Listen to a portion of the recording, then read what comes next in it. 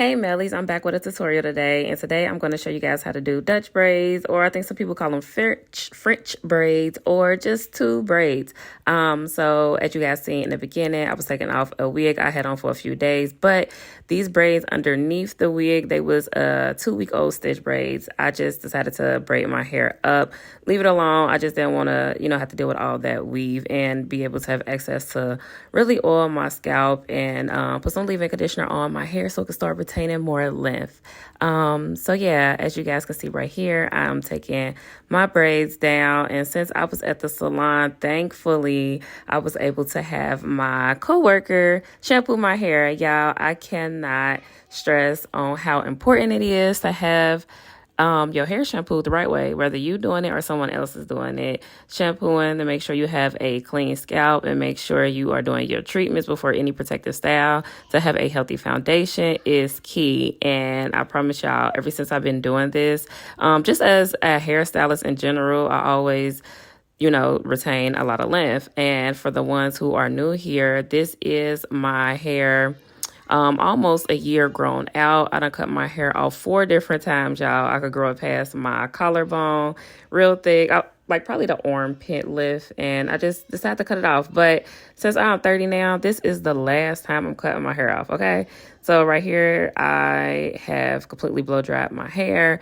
And as you can see on one side, it is shorter because I went through a moment to where I was like, ooh, I'm gonna grow my hair out with sew-ins. And I decided to relax my hair. Don't do that. So anyways, I cut it out because I'm fully natural again.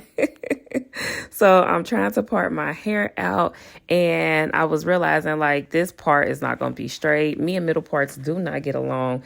So I called for assistance. My coworker who shampooed my hair, she came over and helped me part my hair. I was so happy, y'all, because I don't know what style I was going to do if she did not, help out. So yeah.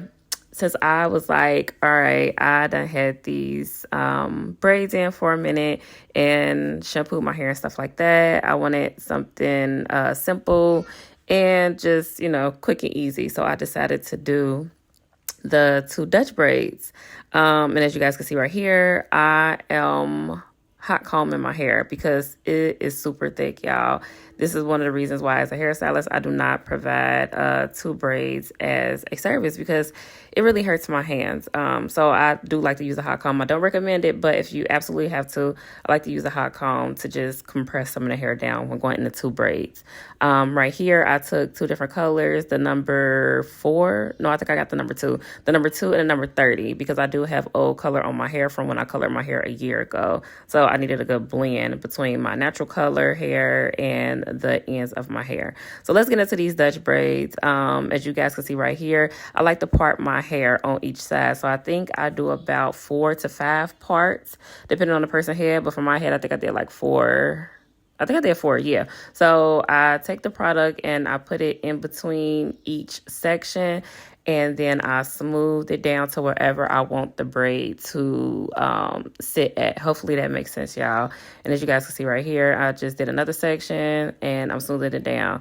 The product I use, I would not recommend just because even though it does work good for a lot of people's hair, it lay the hair down, make you look Indian and all those things. But I do not like how it makes people head itch, like the scalp be very itchy and flaky. So I will be updating you guys on a new product when I find one or when I do my next video. Y'all let me know in the comments if y'all want like product recommendations for braids that, could have the braids last so long, but not the scalp so reactive. So right here, I'm showing you guys, I have braided my hair down.